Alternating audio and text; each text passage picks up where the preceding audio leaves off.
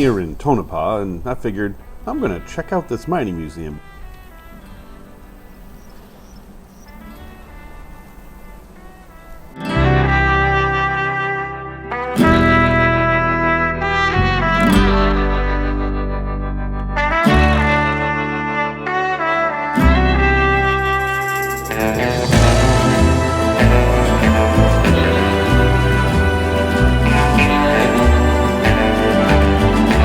This trailer has seen better days. I've heard of these called long drops. Let's see. Yes.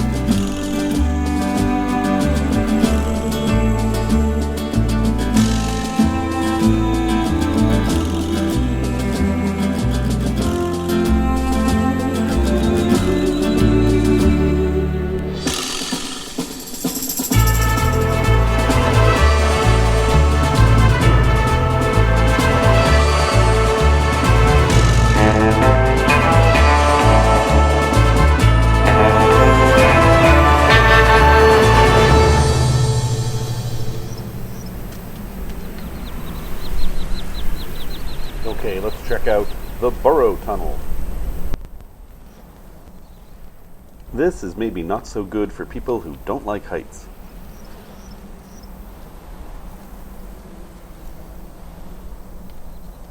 Let's see if I can show you how deep.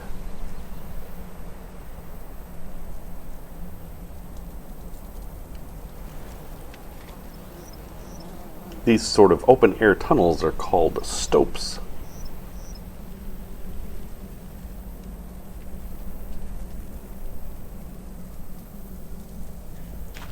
We're going into the depths.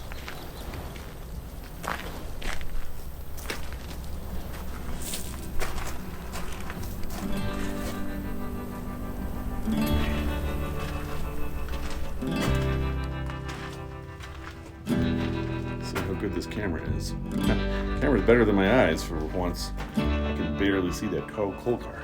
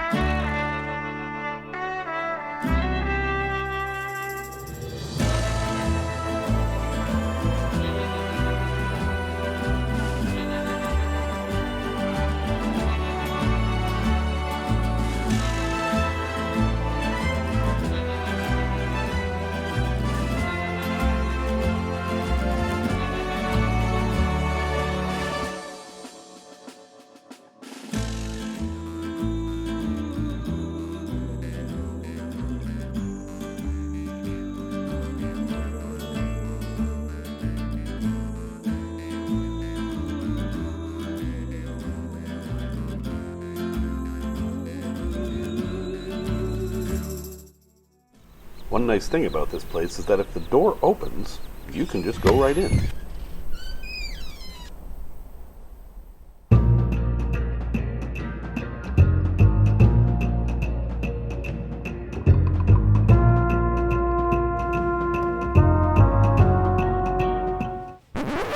Sanka? Wow, they were drinking decaf up here? I find that hard to believe. Though this looks like anti-aircraft equipment, it's actually a hand drill.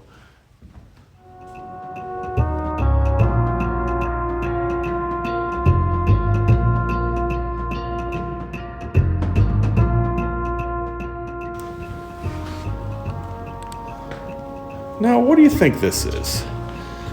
It is not a gear. Was this for scooping, or was this powered by water? Was it some kind of a turbine? I will have to ask and find out the answer. A number of them are broken, so I'm going to guess it was for digging, but I could be wrong.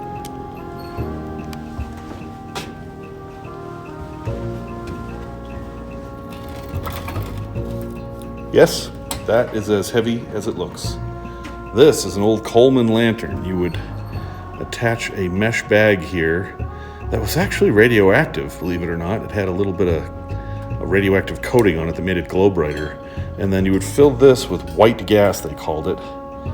And this, you would pump this up, and this would adjust it, and there would be a glass globe over it.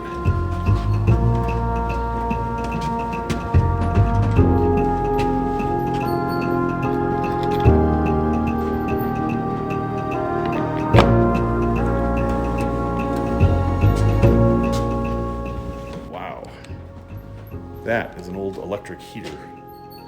Scary.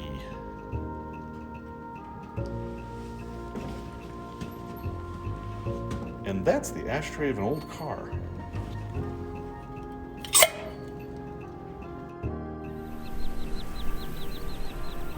You know who must have made a lot of money in mining? Timber companies. And they must have brought these from pretty far away, because look at the landscape.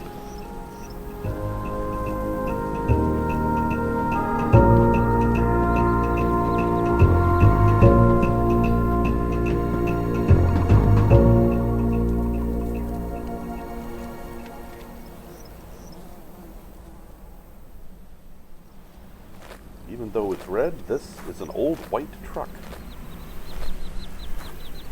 Those levers on the steering wheel, I think one of them's a spark adjuster and the other one's actually the throttle. There's no gas pedal.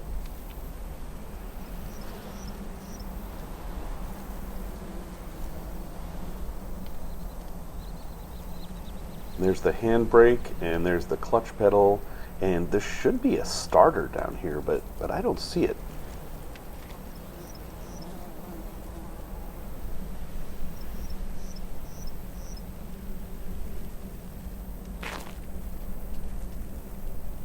And this is not original. Someone has modified this and put in a switch for the headlights. And wow, this thing actually had windshield wipers. That must have been a recent invention at the time.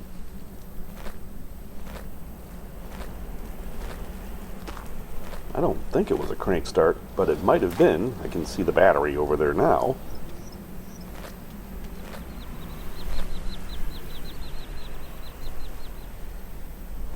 These barrels are interesting. Notice the shape. Even though they're made of zinc or galvanized metal of some sort, they're shaped like the old-fashioned wooden stave barrels, and that's probably because there was a lot of equipment that was meant for those barrels, and that shape makes them easy to roll. But you don't want to be licking these. They used to hold cyanide. This thing here is a shaker table.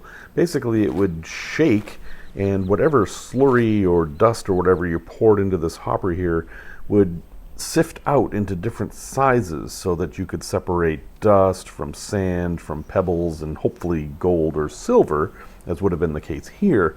I actually used to work at one of these tables, but we weren't looking for anything precious like metals. We were looking for something more precious, that is spores. We were trying to separate out nitrogen-fixing bacteria to sell to farmers. That was a very dirty job.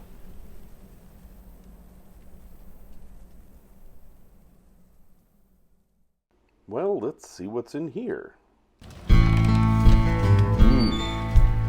I'll bet it used to be a lot noisier in here.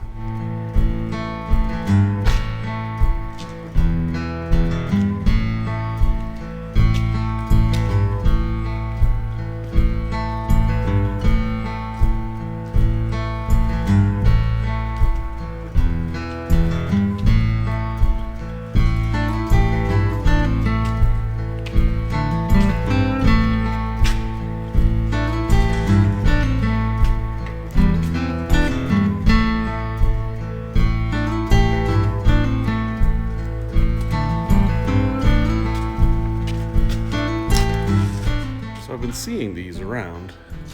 I was wondering what they were.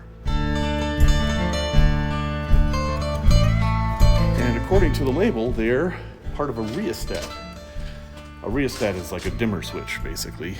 It's just something that can adjust how much current is flowing through, so you can adjust the speed of a motor. And this basically, I think, is a big, huge heat sink.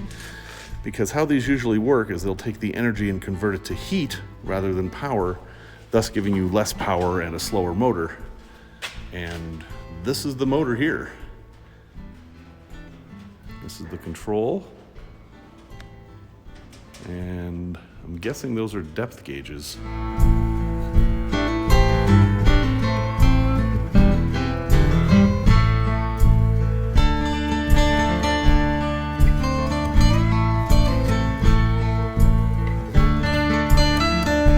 And that is your basic horny toad. So hey, if you like urban exploring or poking around old stuff, this is a safe and legal place to do it, right in Tonopah. You can't miss it, so why not pay a visit to some of this old mining technology?